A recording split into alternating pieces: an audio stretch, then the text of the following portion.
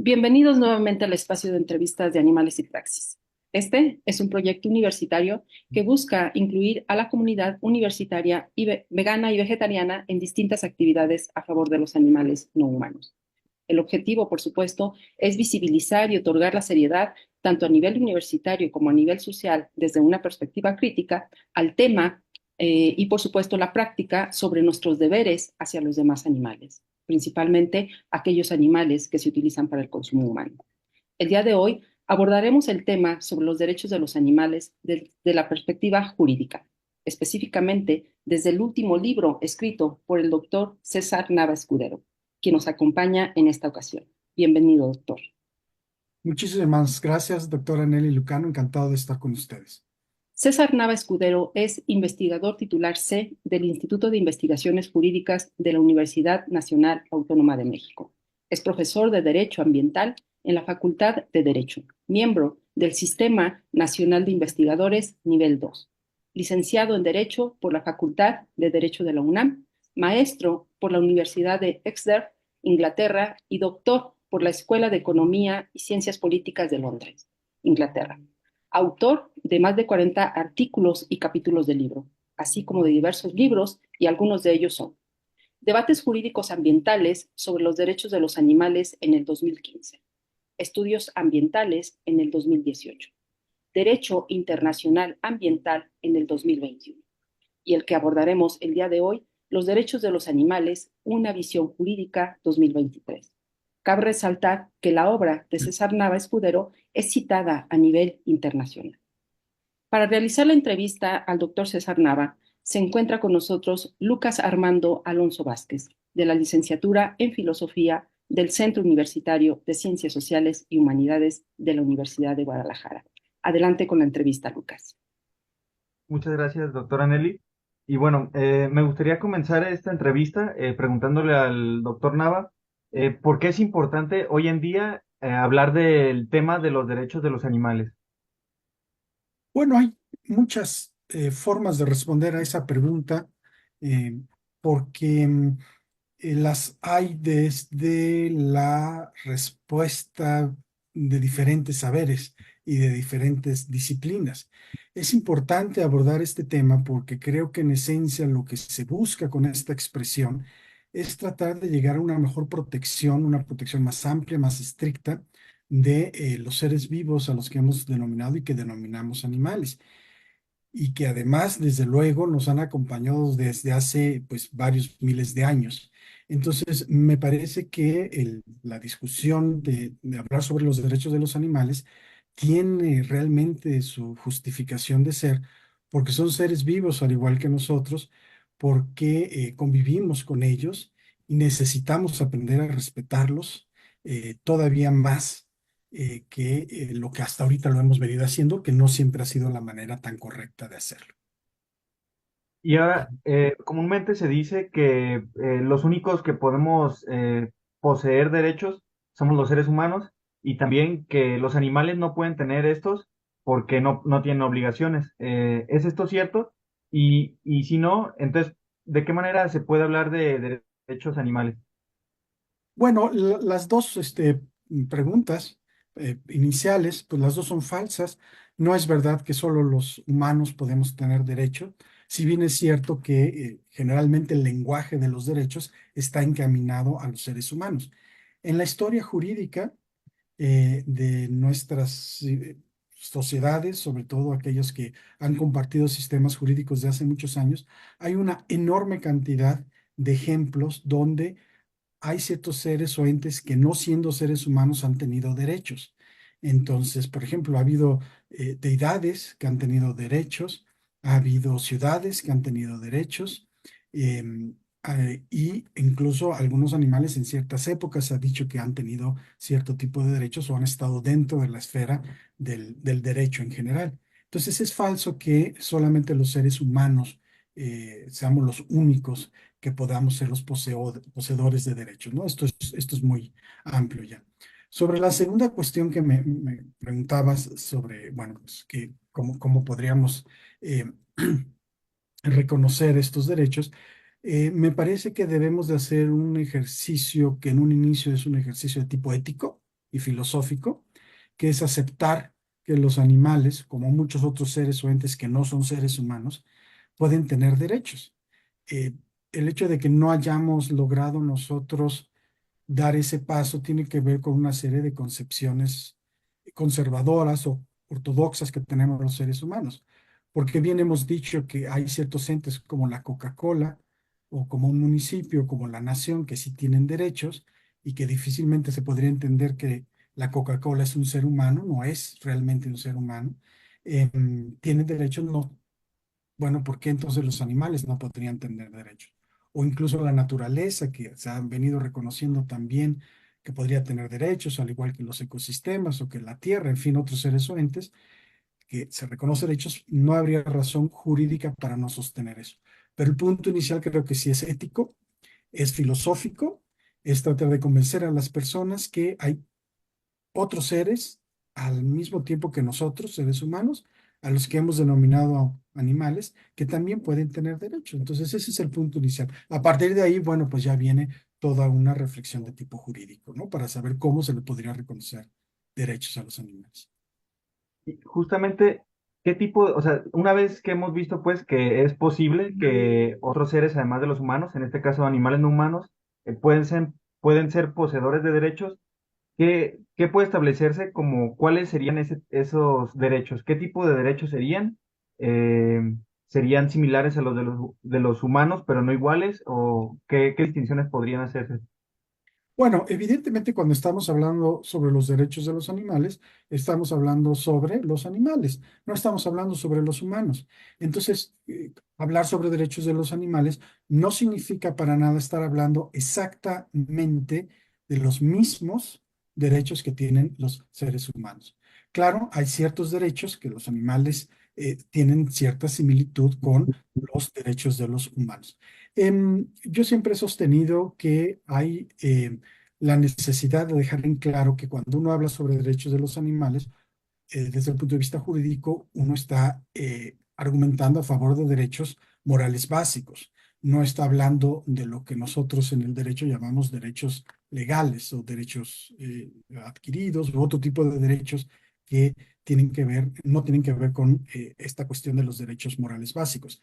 ¿Qué tipo de derechos morales básicos estamos hablando? Bueno, fundamentalmente el del respeto, el de la libertad, el de vivir, el derecho a no ser dañados, el derecho a que puedan ellos desarrollarse libremente, etcétera. Todos ellos son derechos, todos estos son derechos morales básicos. Y fundamentalmente un derecho moral básico es el derecho a no ser propiedad o el derecho a no ser cosa. Entonces, evidentemente nadie en su sano juicio está hablando sobre reconocer derechos legales como por ejemplo comprar una casa, el derecho que tendría un animal para comprar una casa o el derecho que tendría un animal para casarse. En realidad esa no es parte de la discusión y sin embargo podría discutirse, ¿eh? Podría establecerse esa posibilidad, pero lo que fundamentalmente nos interesa es ese derecho moral básico que se traduce en ese respeto hacia los animales. Esa es la idea fundamental, así digamos, de manera muy resumida. Y podría hablarse de que todos o sea, si los animales pueden poseer derechos, eh, todos los animales, todos en su totalidad, deberían poseer estos derechos o podrían también establecerse distinciones en base a la especie. Aquí depende mucho la posición filosófica que uno adopte. Hay quienes consideran que en efecto todos los animales, si vamos a hablar sobre el reconocimiento de los derechos de los animales, entonces deben estar incluidos todos los animales. Y hay posturas que vamos a llamarlo así, ralentizan esta argumentación, la modifican, la relativizan para señalar que no necesariamente todos los animales. Entonces, para saber cuáles sí y cuáles no en aquellas posturas filosóficas que dicen no todos los animales, tenemos que encontrar el argumento filosófico, el argumento ético de por qué sí unos y por qué no otros. Desde mi punto de vista, creo que hasta el momento uno de los argumentos más importantes para señalar, establecer una clasificación de por qué sí unos y por qué otros no, está relacionado con el tema de la sintiencia.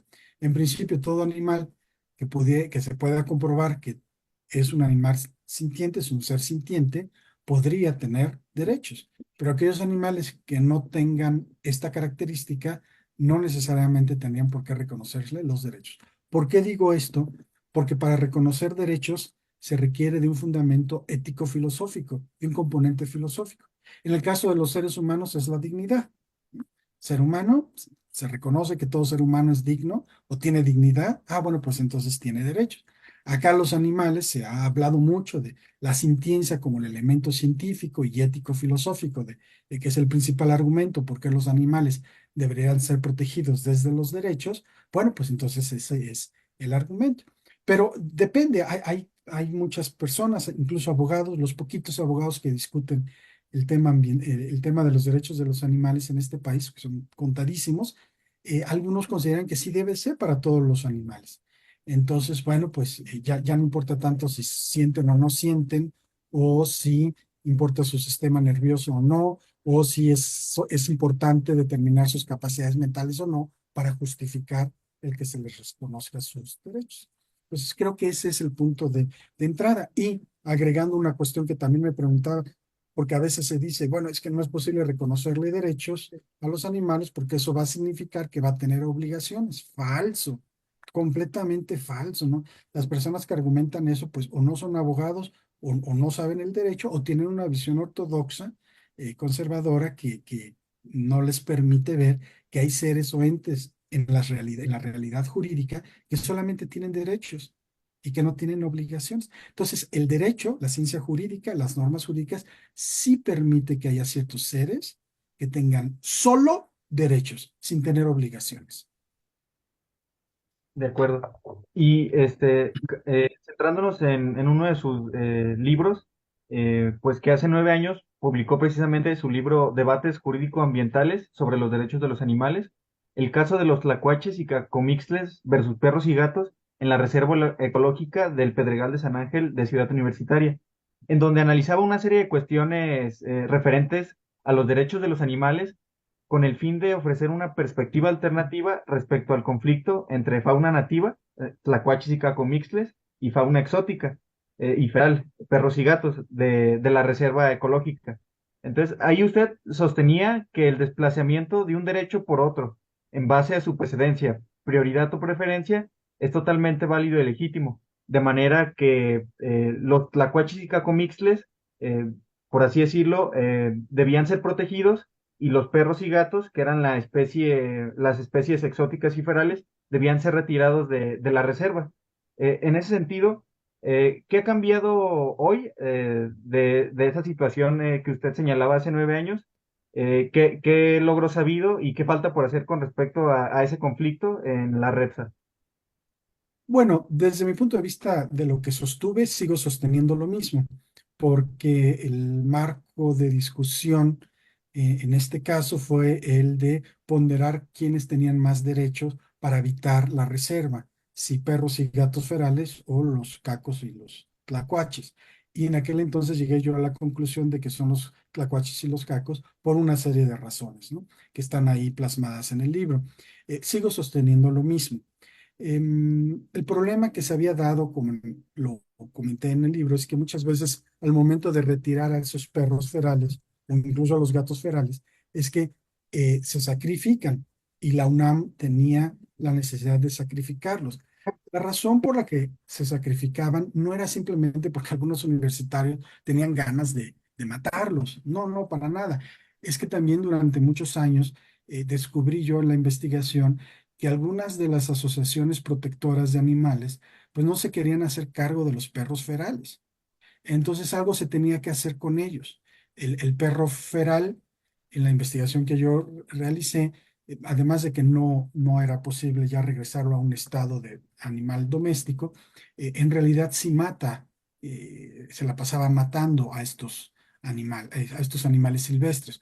Por lo tanto, había que eliminarlos, entre comillas, ¿no? Retirarlos de la reserva. Y como nadie se hacía cargo de ellos, pues entonces había que sacrificarlos. Ahora, ¿qué es lo que ha transcurrido? ¿Qué es lo que se ha estado haciendo en la UNAM? Bueno, la reserva continúa y las acciones en este sentido continúan.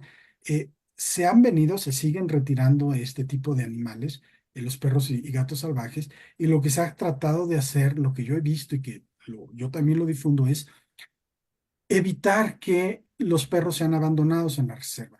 Si hay perros ferales en la reserva, se debe en mucho a que los seres humanos, inclusive los universitarios, van y dejan a sus perros, los van a pasear o, o van a pasear con ellos o simplemente los abandonan. Ciudad Universitaria no es un lugar para estar paseando perros porque hay vida nativa, hay vida silvestre. Y los perros pues atacan a cierto tipo de otros animales. Entonces, Ciudad Universitaria no está diseñado para eso y muchísimo menos la reserva. Pero hay muchas personas que adoran perros y dicen, pues es mi perro y yo lo voy a pasear porque el perro tiene más derechos. Bueno, el caso es que también se descubrió que independientemente de que se prohíba o que se esté tratando de limitar que se abandonen perros en Ciudad Universitaria, cosa que es muy difícil, porque en la noche llegan y avientan a los perros o a los gatos, ahí los abandonan. Alguno que otro también llega a quedar ahí, ¿no? De los perros que vienen de otras partes de Ciudad Universitaria y se quedan ahí.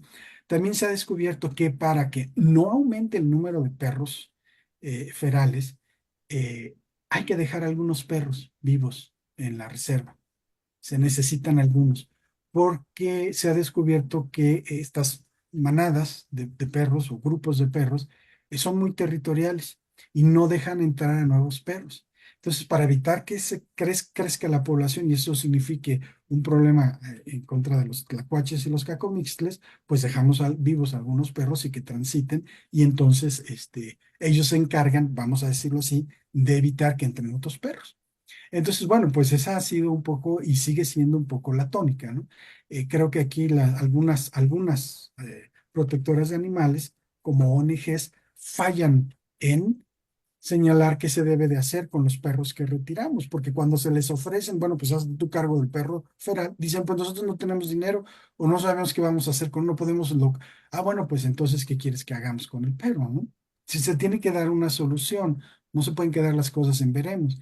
Entonces, bueno, por ahí va un poco parte de la discusión y eso es lo que y sigue ocurriendo en la reserva. Yo cuando voy a dar clases en la noche, pues a veces el perro feral pues me asusta un poco porque van en manadas y son un poco agresivos. Entonces yo los he visto en la noche en Ciudad Universitaria y bueno, pues trato de alejarme de ellos porque ha habido casos en los que han atacado. Son muy pocos, pero ha habido ataques.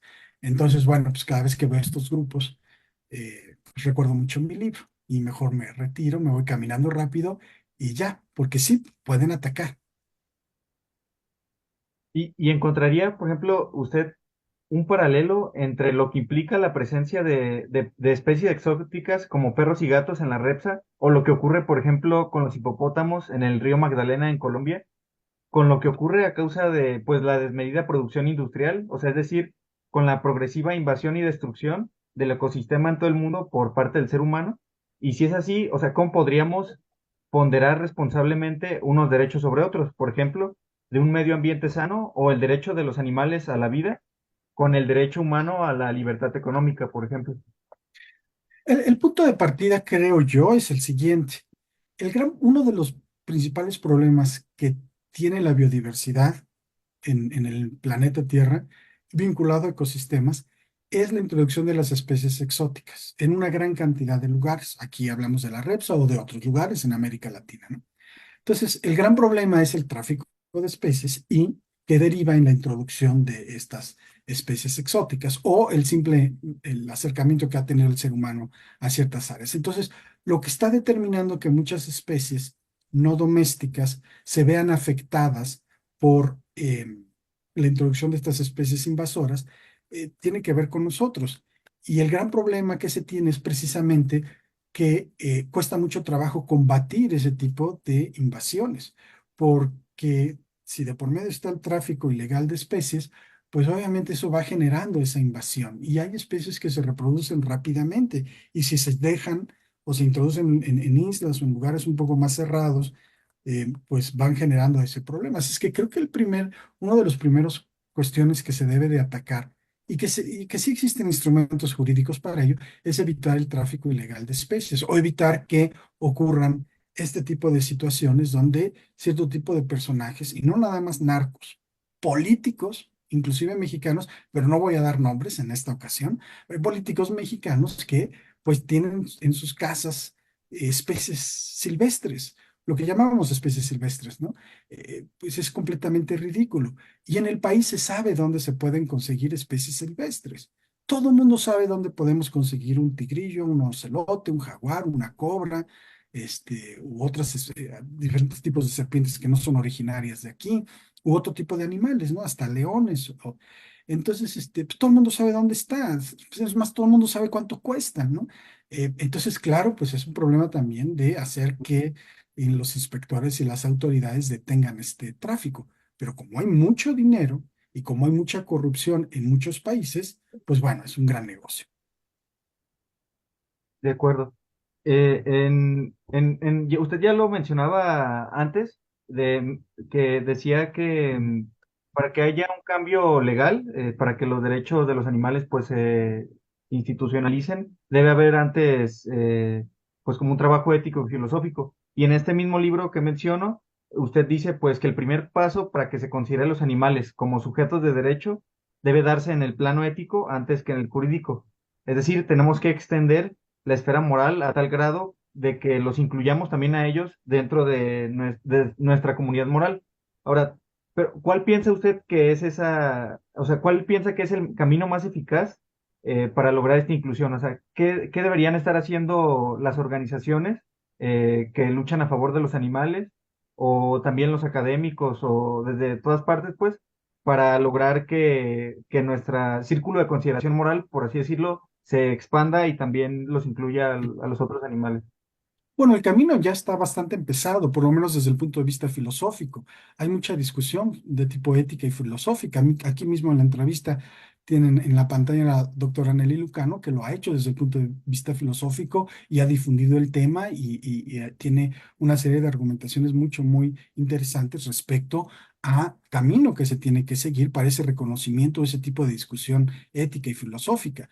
Desde el punto de vista jurídico, nosotros advertimos que con ese camino que ya se han dado y que otros países lo han dado éticamente, es decir, encontrar la justificación moral de por qué hay que reconocer derechos a los animales y bajo qué parámetros y cuáles podrían ser esos derechos, etcétera, lo que nos corresponde a nosotros hacer es simplemente normativizarla, es decir, positivizar, hacer en una norma ese argumento filosófico. No pretendo yo que un biólogo, un veterinario o un filósofo escriba una norma jurídica, porque a lo mejor no conoce o no sabe la técnica legislativa o la técnica jurídica para hacerlo. Pero en principio, quienes sí lo podrían hacer son los legisladores, los congresos locales lo pueden hacer. Se ha estado haciendo, bueno, sí, de alguna manera. Prácticamente todas las entidades federativas han avanzado en una serie de protecciones a los a los animales, han incluido la mayoría de las veces conceptos amplios sobre bienestar animal, pero falta dar el paso para los derechos. Entonces falta que los congresistas tengan unas buenas clases sobre derechos de los animales para que comprendan cuál es el problema, porque en principio los congresistas, abogados o no, se asustan mucho con el tema, entonces, y se asustan porque no saben de qué se trata el tema, y no saben de qué se trata el tema porque en muchas ocasiones no se acercan a la discusión jurídica, y desgraciadamente en el país no hay discusión jurídica, hay discusión filosófica, etc. Entonces, bueno, las ONGs tienen el gran valor de apoyar este tipo de cuestiones, difundirlas, estar ahí, hacer lobby. Sí, también en su libro más reciente, que es el de los derechos de los animales, una visión jurídica, habla de la posibilidad de crear una teoría jurídica de los derechos de los animales. Eh, Siendo más concretos, ¿para qué serviría dicha teoría? Y qué elementos serían cruciales para su elaboración? Bueno, ¿para qué serviría? Em, ¿Por qué propuse esto? A ver, em, lo propuse evidentemente en un principio para una discusión de tipo académica, porque en el país no hay nadie que haya propuesto una teoría jurídica. Los abogados estudiamos mucho, discutimos temas jurídicos, filosófico-jurídicos, etcétera, a partir de teorías jurídicas. Entonces, hay, por ejemplo, hay una teoría jurídica sobre los derechos humanos y hay teoría jurídica sobre el Estado y hay teorías, etcétera, ¿no? Pero no la hay sobre los derechos de los animales. Entonces, lo que yo hago al final del libro es tratar de proponer, no de manera concluyente, pero tratar de proponer una serie de postulados, son 20 postulados, de qué es lo que podría conformar una teoría jurídica sobre los derechos de los animales. Y por eso es que toda teoría jurídica está basada en postulados o en enunciados jurídicos. Entonces yo me animé a hacer 20 de los que considero más importantes. Cualquier persona que lea esos 20 postulados se dará cuenta que prácticamente son postulados jurídicos. No son realmente éticos ni filosóficos, son fundamentalmente jurídicos. Entonces, ¿para qué sirve? Para animar la discusión, para tener una base sólida jurídica, no solamente para crear la teoría, sino para que, en segunda instancia, se lleven ese tipo de discusiones hacia los legisladores o hacia las ONGs, que son las que están ahí en el frente de lucha y están, pues, digamos, haciendo este lobbying del que yo decía, o están hablando con congresistas, etcétera, y que les presenten, mira, aquí está el camino, estos son los enunciados jurídicos que debes de tomar en cuenta, que sí, que no, cuál es la discusión, qué tienes que reformar, se necesita reformar el Código Civil, pueden cohabitar normas de derecho privado con derecho público para que si el Código Civil los considera cosas y ahí se quedan como cosas, pero al mismo tiempo se puede reconocer derechos a animales siendo cosas, en fin, todo este tipo de dilemas jurídicos es para eso. Entonces, ¿para qué sirve esa teoría jurídica?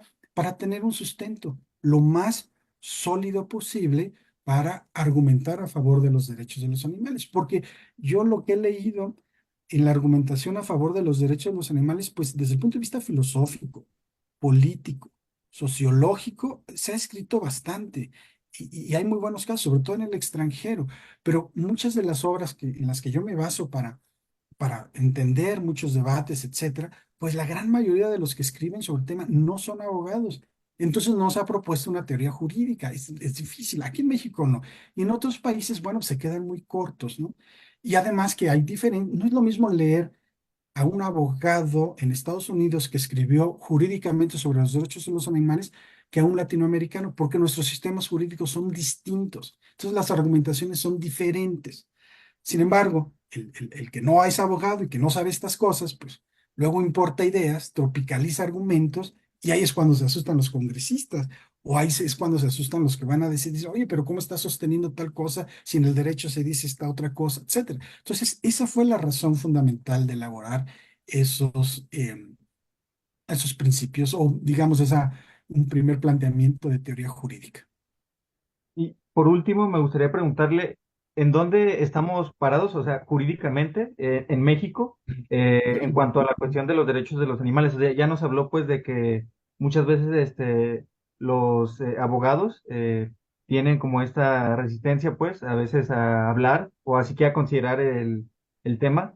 Pero, ¿cuáles serían, por así decirlo, los principales retos o los más urgentes a las que se enfrentan, pues, aquellos que sean pocos o no, a los que se enfrentan aquellos que pues quieren, bueno, que luchan pues por defender los derechos de los animales en el ámbito jurídico?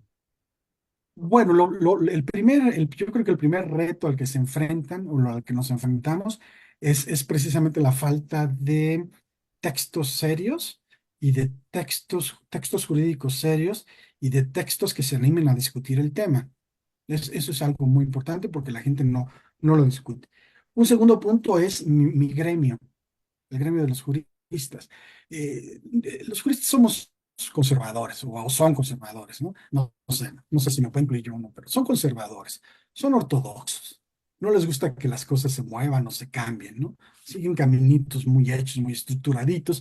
Y una gran cantidad de colegas míos me han dicho, a ver, César, los derechos fueron creados para los seres humanos y de ahí no nos movemos. Hay muchas personas que piensan así. Y en el camino yo me he encontrado a muchos colegas míos que no dirigen tesis sobre derechos de los animales. Entonces hay una gran cantidad de juristas que les dicen a sus alumnos, eso no es derecho. Y yo lo he escuchado, en serio, lo comento ahora en esta entrevista, lo he escuchado, lo he visto y lo he vivido. Colegas míos en el instituto, en la facultad, me dicen, a ver, eso no es derecho.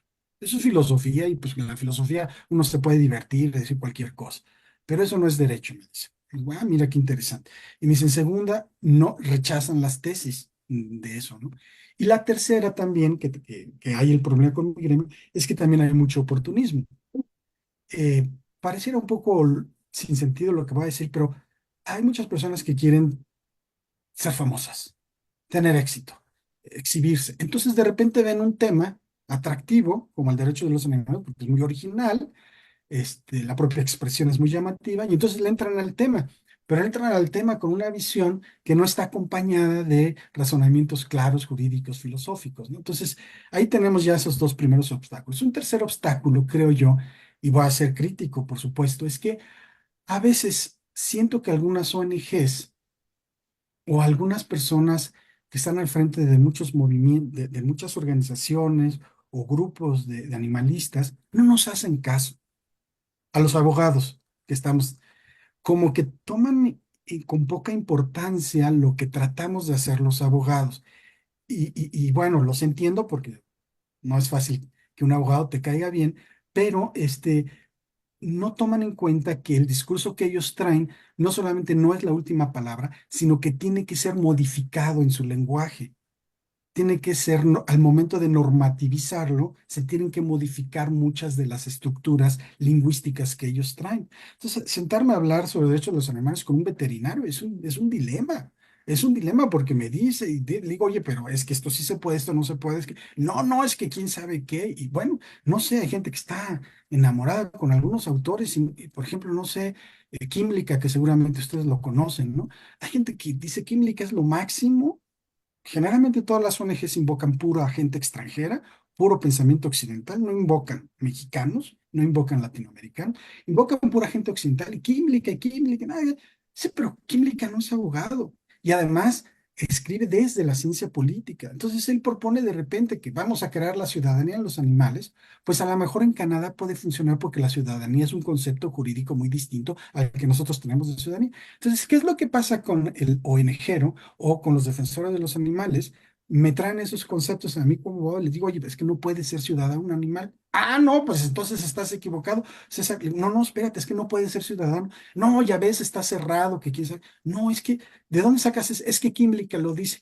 Pues sí, pero Kimlicka es politólogo, pues que diga lo que quiera, pero no es abogado. Entonces, esa es otra cuestión que yo creo que detiene al movimiento animalista, porque no se animan a acercarse a a la parte jurídica. Entiendo que no sea fácil porque el derecho es técnico y bueno, pues se tienen que estudiar muchas cosas, es diferente a otras disciplinas y eso lo está deteniendo. Y ya para terminar, la última de los grandes obstáculos que yo creo es el proceso de concientización que se debe de tener respecto a los animales. Hay mucha gente, incluyendo el gremio de abogados, que no nos gusta oír posturas radicales. Entonces, claro que de repente alguien te venga y te diga derechos para todos los animales, te pregunta, ¿y los moscos? ¿Y las cucarachas también? Porque ellos son animales. Entonces, pues yo escucho a gente que dice, sí, sí, y le digo, ¿cómo? ¿Qué haces con tus cucarachas? No, pues nada más las saco. Pues sí, pero si tienes un nido de cucarachas, no, no, pues las saco o les aplico algo para que no, pues no, a la mayoría de la gente no le va a gustar eso. No puedes llegar a la gente y decirle, sí, derechos a las cucarachas, ¿no? Derechos a las ratas. No, no, tiene que haber paso por paso. Eso es lo que yo he advertido, es parte un poco de lo que yo he advertido, ¿no? Tratar de ir poco a poco, paso a paso y así ir convenciendo un poco a la gente. Toma años. Pues, de acuerdo. Pues de mi parte agradecerle, doctor, y pues le cedo la palabra a la doctora. Gracias, Lucas, muy amable, ¿eh? Gracias por tus preguntas. Pues gracias por realizar esta entrevista, Lucas Armando Alonso Vázquez, estudiante de la licenciatura en Filosofía. Y en nombre de Animales y Praxis agradecemos a nuestro estimado doctor César Nava Escudero por compartirnos sus saberes en torno a nuestros deberes hacia los animales no humanos desde este enfoque jurídico. Agradecemos su trabajo intelectual que se ha materializado en estos libros, específicamente en Los derechos de los animales, una visión jurídica que esperamos que tenga un gran alcance tanto en la academia como a nivel social. Gracias a la audiencia y los esperamos en la siguiente entrevista. Hasta pronto. Ni cosas, ni comida, somos vida. Ni cosas, ni comida, somos vida. Ni cosas, ni comida, somos vida. Ni cosas, ni comida, somos vida.